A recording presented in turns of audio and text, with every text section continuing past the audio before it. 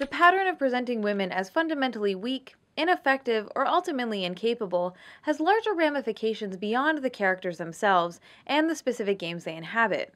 We have to remember that these games don't exist in a vacuum.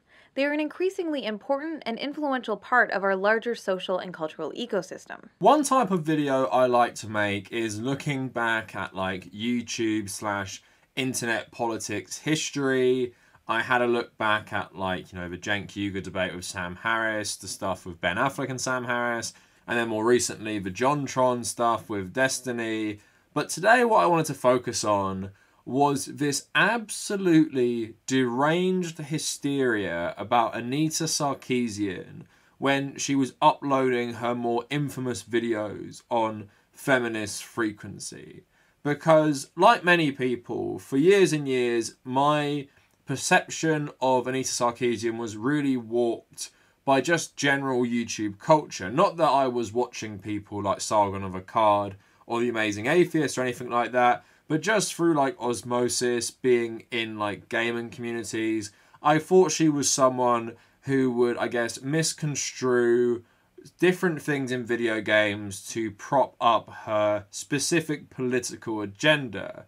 Now, what I did for this video is watch a couple of her infamous videos and made notes on them. And I have to say, my impression is, if these videos came out today, I don't think anyone would care. They're not the most like insightful or scathing things I've ever watched. They did raise some interesting questions in my mind. I thought like, yeah, she is right about this stuff.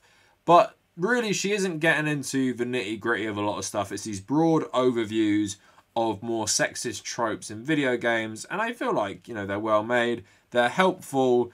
But the fact they cause such an outrage, I think, says so much about gamers in general. Also says so much about gamers in 2013. And it's also quite saddening, while it used to be pretty dominant in the gaming industry and skeptic communities and stuff like that, what happened is now you have these whole YouTube, basically, content farms about anti-feminism, anti-SJW channels, about all forms of media. So it seems like as good as BreadTube has been for pushing content that is kind of like this Anita Sarkeesian stuff, at the same time it feels like the other side have gotten worse as well. But we're going to get into all of that today, and we're going to be talking about response videos to this stuff, mainly by The Amazing Atheist and Thunderfoot, two old Skeptic channels. I'm going to plug my social media and Patreon for about a minute. Skip that if you're not interested. But before we get any further, a lot of my work on this channel is demonetized because when you're covering more serious, sometimes edgier topics,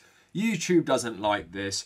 So if you've ever enjoyed my work, please consider becoming a patron. And you don't have to pledge a crazy amount. I want to build up my Patreon based on as many people as possible pledging little amounts, like $1 or $2. So if you feel like I have ever brought anything that's worthwhile into your life and my content, please really consider becoming a patron to help me continue to do this regardless of if YouTube monetize or not most of my videos in a given month. Also, if you want to join our communities, come check out our Discord and my subreddit. Those links in the description. And if you want to follow me personally, please check out the Kavernacle at Twitter, at Instagram, and also my personal Reddit, where you can keep up to date with all my content and what I'm doing. For every 5k, we get a new chocolate orange, so I'm nearly on 40k. Help me get that new chocolate orange soon. I live stream on a Tuesday and a Thursday, and I archive that on my second channel, the Kavernacle Extra, so check that out if you're interested. Like I was saying at the start of the video, the reaction to Anita Sarkeesian, when you really think about it, and I hope this makes you think about this video, was really unhinged and deranged. And I'm going to get into the arguments that are often used against her, because I don't really think they hold up at all. And they didn't hold up at the time. It's just that the hive mind of gamer YouTube was all basically anti-feminist.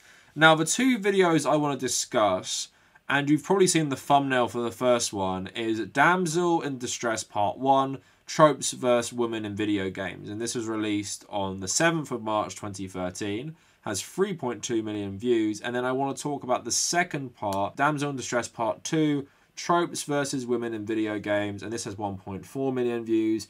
This was released on the 28th of May 2013. Now, for the first video, I have a response from the old Skeptic channel Thunderfoot. For the second one, I have one from the amazing Atheist. But what I want to do first is I want to go through the part 1 and then talk about the reaction, and then do part 2 and show you that reaction as well, just so you have a good insight on what this channel was talking about and what these videos are talking about. If you want to watch them all, go check out these old videos. And also, I must say, Anita Sarkeesian has made loads and loads and loads of videos, and there are loads of responses from loads of skeptics and anti-SJWs and all that stuff. I can't simply cover all of that. So let's get into the first video. So I got my notes here, as I often do these things. So first of all, the example she uses, which got a lot of people angry, was about the Star Fox Adventures and how it was meant to be a completely different game starring a female protagonist who was strong,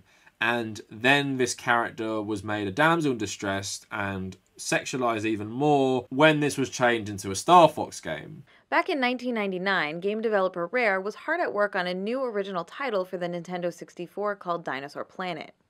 The game was to star a 16-year-old hero named Crystal as one of 2 playable protagonists. She was tasked with traveling through time, fighting prehistoric monsters with her magical staff, and saving the world. She was strong, she was capable, and she was heroic. And who might you be, animal girl? My name is Crystal.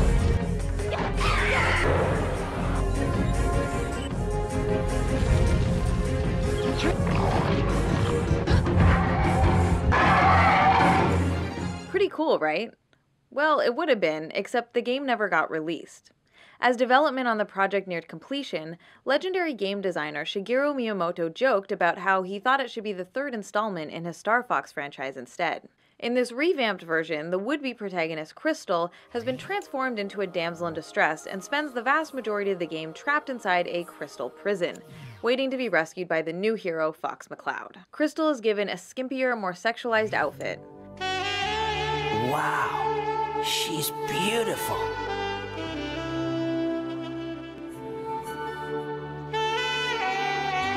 What am I doing? And yes, that is cheesy saxophone music playing to make sure it's crystal clear that she is now an object of desire, even while in suspended animation. Now, I like Anita's videos at giving historical context, so she goes on to explain the damsel in distress trope. She talks about King Kong, she talks about, in mythology with Perseus, and then she talks about Popeye.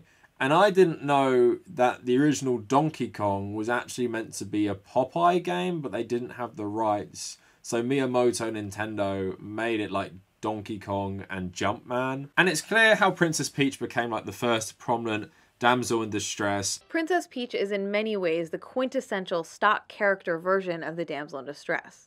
The ill-fated princess appears in 14 of the core Super Mario Bros. Platformer games, and she's kidnapped in 13 of them. Even with newer games that feature 4-player options like the new Super Mario Bros. Wii and Wii U, the princess is still excluded from the action.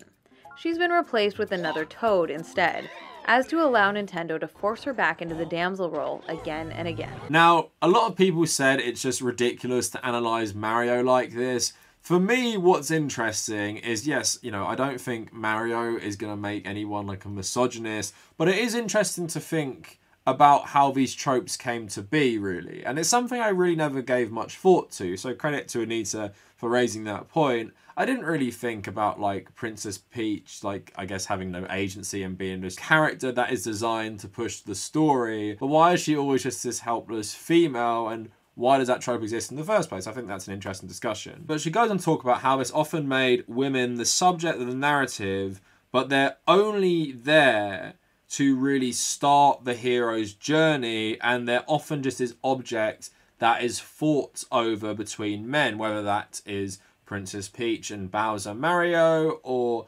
Zelda with Link and Ganon or Ganondorf. So the damsel trope typically makes men the subject of narratives while relegating women to the role of object. This is a form of objectification because as objects, damseled women are being acted upon, most often becoming or reduced to a prize to be won, a treasure to be found, or a goal to be achieved. The hero's fight to retrieve his stolen property then provides the lazy justification for the actual gameplay. At its heart, the damsel trope is not really about women at all. She simply becomes the central object in a competition between men, at least in its traditional incarnations. I've heard it said that in the game of patriarchy, women are not the opposing team, they are the ball. So for example, we can think of the Super Mario franchise as a grand game being played between Mario and Bowser, and Princess Peach's role is essentially that of the ball. The two men are tossing her back and forth over the course of the main series, each trying to keep and take possession of the damsel ball. Now, I do also like the point that when the male protagonist is always like locked up, they always escape and you escape, but the female can never do it. In which a typically male character may occasionally also be harmed, incapacitated, or briefly imprisoned at some point during their journey. In these situations, the character relies on their intelligence, cunning, and skill to engineer their own escape. A damseled woman, on the other hand, is shown as incapable of escaping the predicament on her own, and then must wait for a savior to come and do it for her. Again, it's just something interesting that is raised, and what I do like, and what I think people mischaracterize her as, at the end of this video, she says these games and enjoying these games doesn't make you sexist or make you more likely to be a sexist.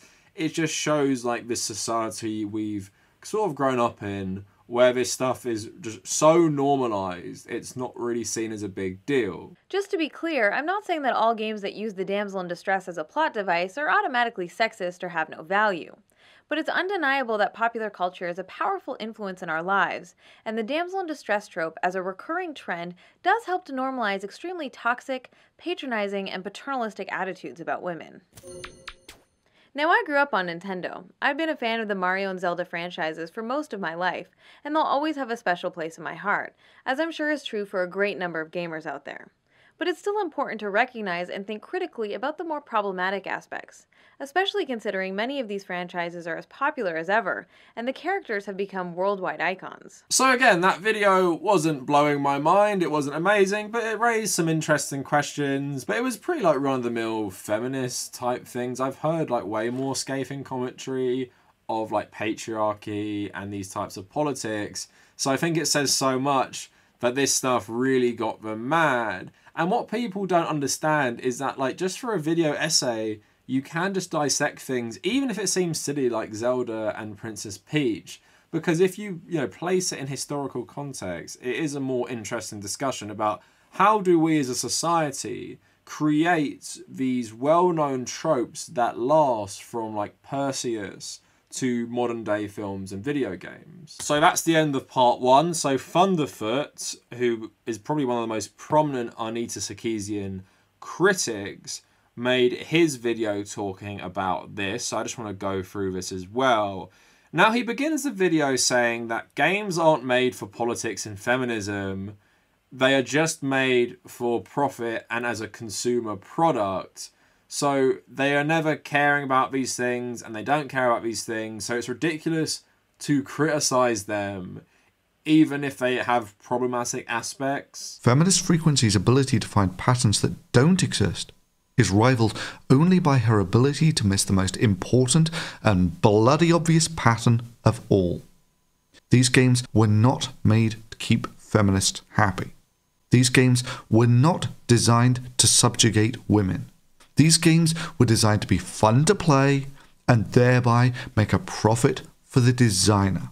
And this is the point that seems to have completely eluded Feminist Frequencey during her 20-minute analysis. I mean, yes, video games are consumer products. So are movies, so are TV shows. It doesn't mean they escape criticism for being problematic because they are works of art just because you're selling them to a certain audience. Like, I can criticize Marvel movies, I can criticize Captain America, I can criticize everything that has problematic aspects. I can criticize something like Ace Ventura, which had like insane transphobia in it back in the day, just because it's a consumer product which you're going to buy at Blockbuster or you're going to buy a movie ticket to, doesn't excuse it from criticism. I find this logic to be ridiculous. So here's something the Amazing Atheist also says, which I find ridiculous, is that the damsel in distress trope is actually good because it's all about love and it shows you, a man doing what he must to try and save his loved one. Now, he goes on to talk about double dragging this game, and he says, like, what would you do if your wife got kidnapped? Because most people in healthy relationships care for each other, and are therefore immediately willing to make significant sacrifices for their loved ones. Indeed, the very fact that they're willing to make such sacrifices does not show that you are thinking of your partner as the ball in the game of patriarchy, but is in fact a token of how much you care about them. I mean, let me just give you a couple of scenarios here, Anita. Billy's girlfriend gets punched in the stomach and abducted by a gang of thugs. Which of the following options defines their healthier relationship? That he immediately sets out, risking his own safety to try and protect his loved ones, or that he decides she's a grown adult and can look after herself, and then goes home to polish his car. Personally, Anita, I think that most women would regard the latter as a relationship-ending lack of commitment. But Anita's take on an abducted loved one is a little different. So in your mind, if my girlfriend gets abducted, I can't want to protect her or to keep her safe without turning her into an object. But he totally misses the point that Anita Sarkeesian's criticism isn't about like Super Mario saving Princess Peach. It's about how do you get to this setup for the story in the first place. It's not about, oh, if your daughter and wife got kidnapped, would you just go home and let it happen because you don't want to be seen as like a misogynist? It's this total ridiculous logic from these, skeptics who are meant to be very, very rational and great at arguments. Now, Thunderfoot goes on to double down about games serving a market, saying that women are oppressed in these games because the game is designed to a male market and there's not a lot of women playing, and there isn't really a large market for games where women are the protagonists and they're the action heroes. But it won't change the real fact of why these games are like they are, because they serve a market. It's basically the same reason there are always beauty magazines, because they serve a market. Now, you, like they, serve a market. The market you serve is telling feminists that they are oppressed.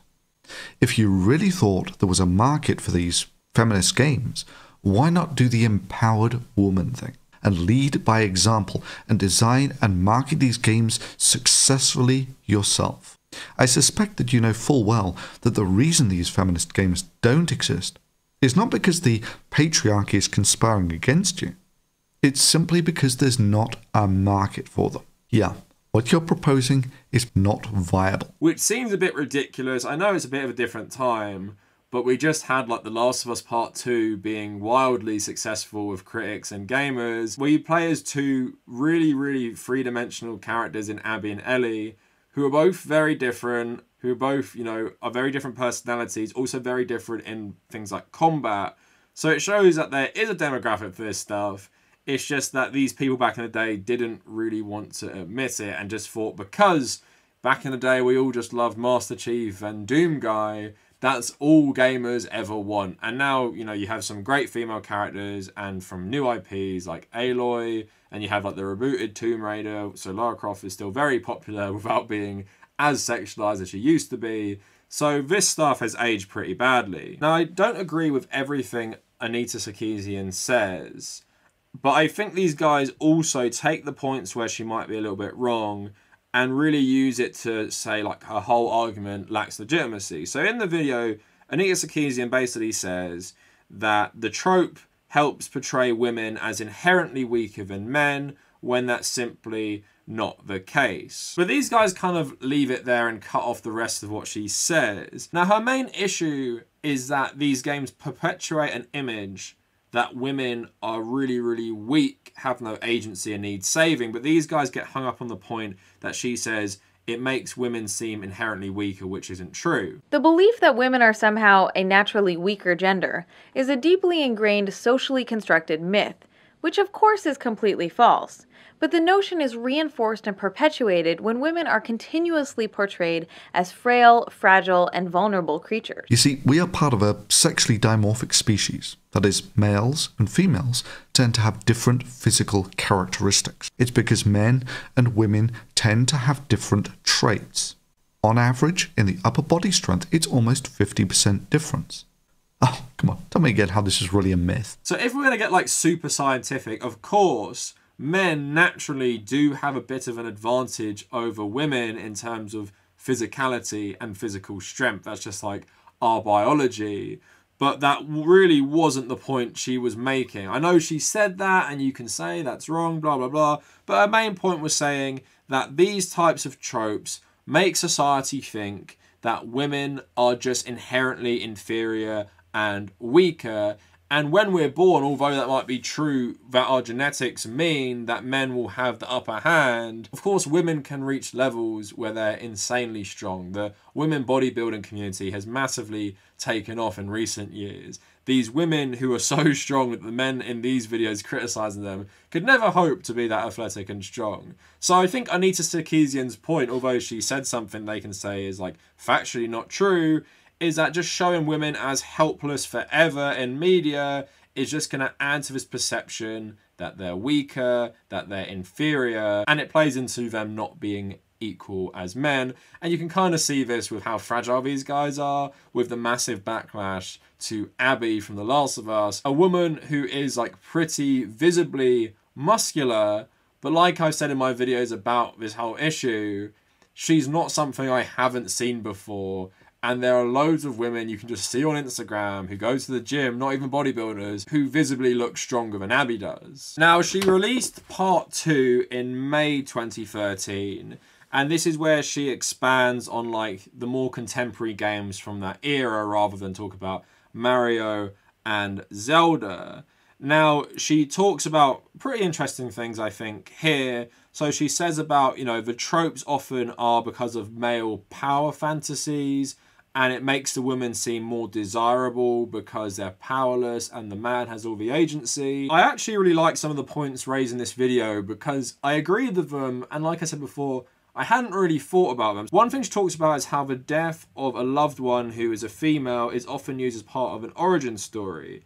But then she goes on to talk about how this trope is often used where the wife of the main male character is killed and then you have to rescue your daughter. This trading of female characters' lives for something meant to resemble male character development is of course part of a long media tradition. The women in refrigerator trope is used as the cornerstone of some of the most famous contemporary video games. It provides the core motivational hook behind both the Max Payne and the God of War series, for example, and their deaths are then used by the developers as a pretext for their inevitable bloody revenge quest. It's interesting to note that the reverse scenario, games hinging on a woman vowing revenge for her murdered boyfriend or husband, are practically non-existent. I could do a very long video just exploring this one trope in gaming, but today I want to look at how the woman in refrigerator is connected to the damsel in distress, and specifically the ways game developers have found to combine these two plot devices. One popular variation is to simply use both tropes in the same plotline, so as to have the male protagonist's wife stuffed in the fridge while his daughter is damseled. Used together then allow developers to exploit both the revenge motivation and the good old-fashioned save the girl motivation. But something I really like, which she adds on to this, is that the failure to protect their families of these like macho male characters like Max Payne is often seen as like a loss of masculinity.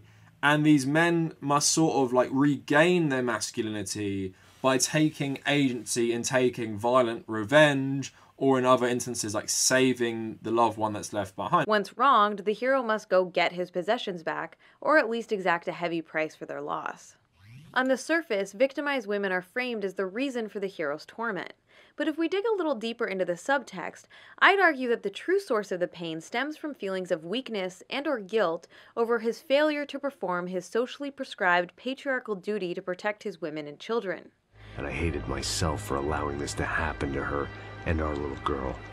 In this way, these failed hero stories are really about the perceived loss of masculinity and then the quest to regain that masculinity, primarily by exerting dominance and control through the performance of violence on others.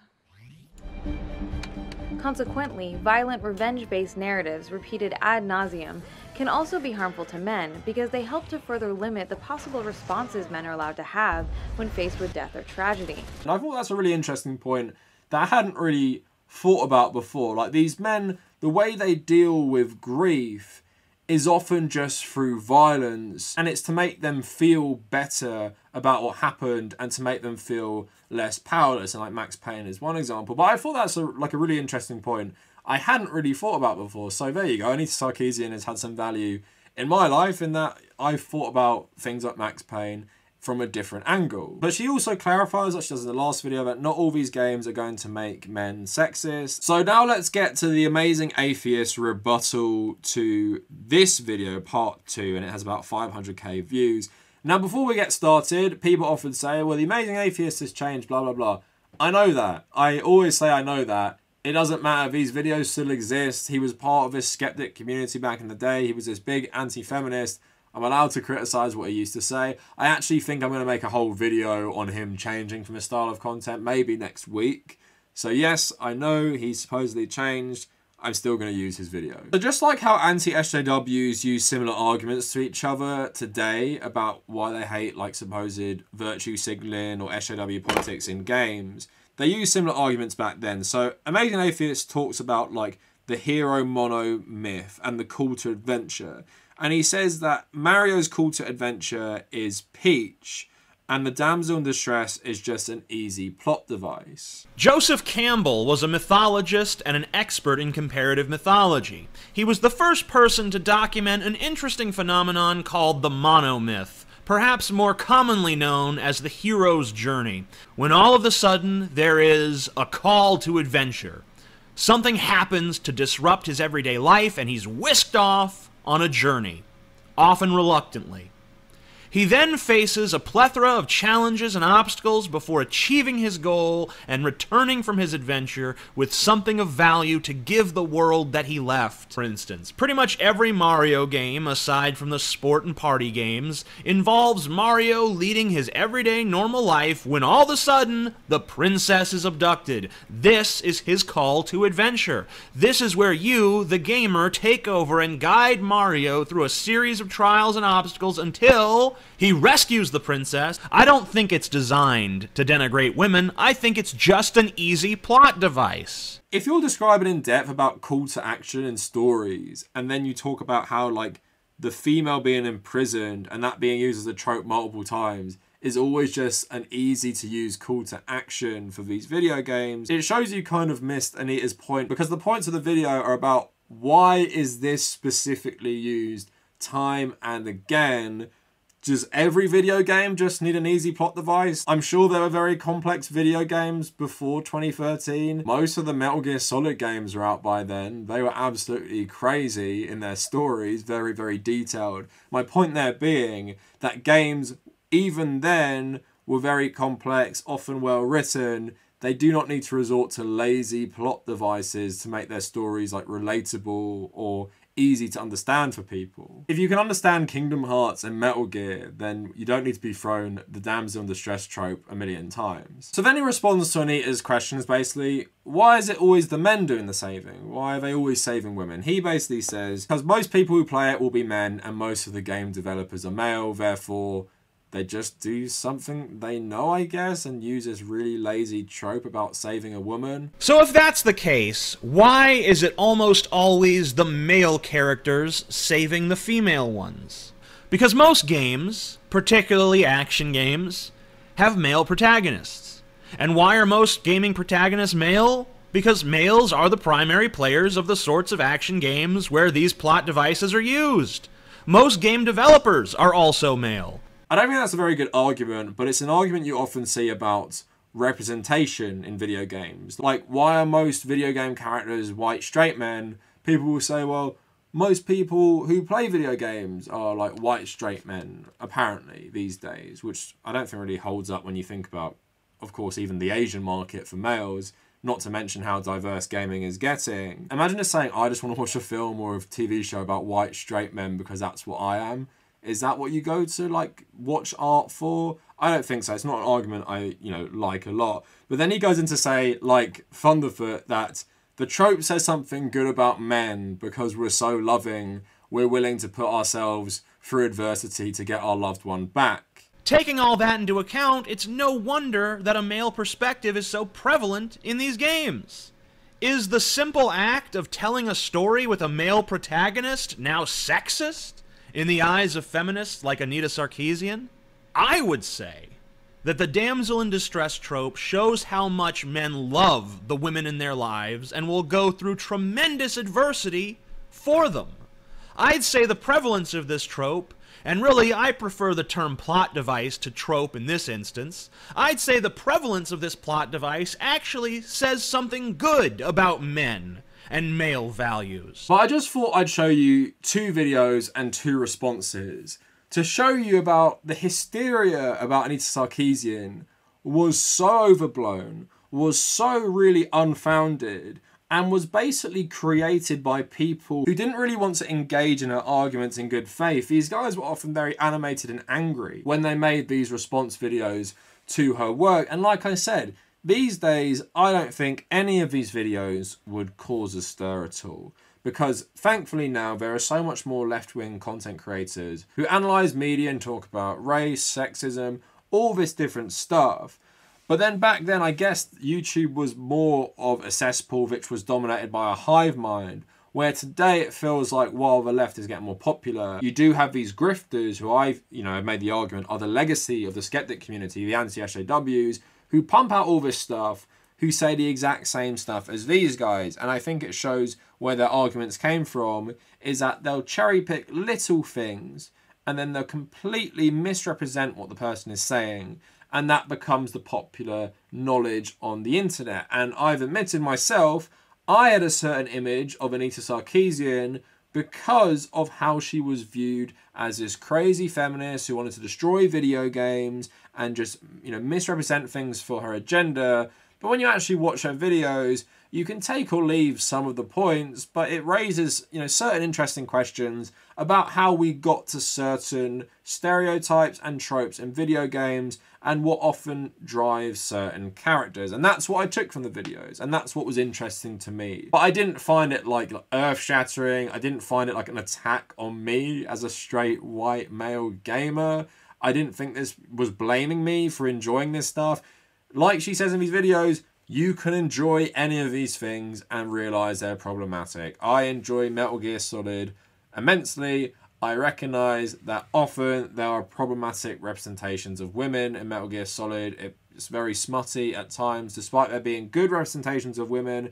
There's plenty of movies I like which are problematic. The original Blade Runner, for example, has some problems with things like Orientalism. So does general cyberpunk. But I really love that aesthetic. I really love stories in that world. You can enjoy media and criticise media, but anti-SJWs and back in the day skeptics seem to not understand that you pointing out problematic aspects in a white male dominated industry where this stuff is clearly thriving, and even today we're seeing with the Activision Blizzard stuff, this horrible frat bro culture, it's not an attack on all men. But it's sad that I'm not talking about this stuff like it's in the past, because it's only got more prominent. Now, I found a Mother Jones interview with Anita from, I think, May 2013, so at the time of part 2 being released. I just wanted to talk about it to really show you like the harassment, because she received just the worst harassment for this stuff. So they asked, did you expect some harassment from your project? And she says, I'm no stranger to a bit of sexist backlash, but I was surprised by the level of vicious and misogynistic hate I received, which included organised campaigns of death threats and attempts to collect and publicly distribute personal information such as my home address and phone number.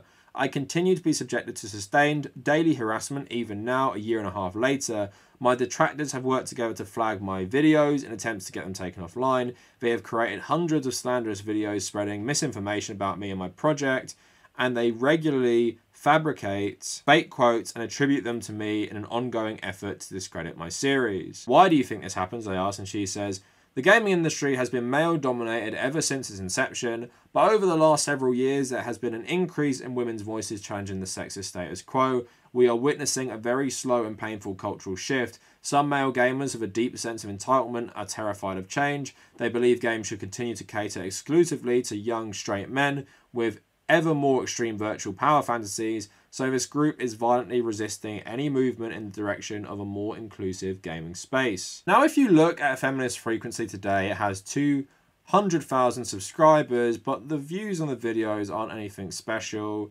600 on the last one, 2.4 on the one before, 2.9. It's fair to say that the anti-SJW, skeptics, all these people have moved on a long, long time ago. She sometimes comes up when she was talking about the stuff with the guy who was one of the leads on the Harry Potter game, who was a Gamergator YouTuber. They all started like using her picture in their thumbnails again and saying how she's trying to get him fired. He eventually left the project. I made my own video on him and how problematic his videos were, including videos on Anita Sarkeesian as well. Now, after these videos came out, she made many, many more, and people like the amazing Atheist, Sargon of Akkad, Thunderfoot, made loads of videos on her. And these guys, as you know, especially Sargon of Akkad, have awful, awful fan bases. So it's not surprising she got this ridiculous harassment. And this is when the war against feminism really had no pushback on the YouTube space, because these massive creators just dominated the whole conversation. Now, thankfully, the skeptic community split, and I've made a whole video about, you know, their downfall and stuff. But then you have them going in different directions, and one direction is the far right, and associated with that, you do have these hard right reactionary channels, anti-SJW channels, which have taken the legacy of things like Gamergate, the backlash to Anita Sarkeesian, and have created a whole grift around it. Now, it's not only about feminism, it's about everything. Black Captain America, SJWs ruining Captain America. Women as the main characters in The Last of Us, they've betrayed the fans again. Any minority representation, again, hundreds of videos on this stuff. And they've also learned from the old narrative making, where they used to make narratives about Anita Sarkeesian. Now they make narratives about Brie Larson, for example, or Neil Druckmann, or Kathleen Kennedy, where they essentially, like I always say, create fan fiction about real life, where they just make stuff up about these people to create a continuing series of videos where they often say, I was proved right, calling out this stuff, and it shows by this person's actions, which I'm either going to misrepresent, exaggerate, or just straight up lie about. So although Anita Sarkeesian has faded a bit from the public eye, although Feminist Frequencey is not relevant to these people anymore, the stuff they employed in targeting her back in 2013 to like 2015, 2016 has been carried over into the modern anti-SJW space. The only silver lining is that her videos today, if they were released, I don't think would cause much of a backlash, because now, thankfully, there is a lot of us who are left-wing and make content on YouTube, and there is a growing community, and now you have very big creators like Vosh or Hassan Piker, for example, who are very visible online. And then you just have tons of smaller channels, but then you also have like good media critic channels like H Bomber Guy and others who can sort of offer a leftist alternative to, I guess, nerd media analysis, where you can talk about things like feminism and criticize things like sexism without being the target of a massive hate campaign. Anyway, let me know what you guys think down in the comments. If you want to follow me on social media at the Kavernacle on Twitter and Instagram, come join our communities on Discord and my subreddit if you want to support my work. Check out my Patreon, and if you made it this far, thank you all for watching.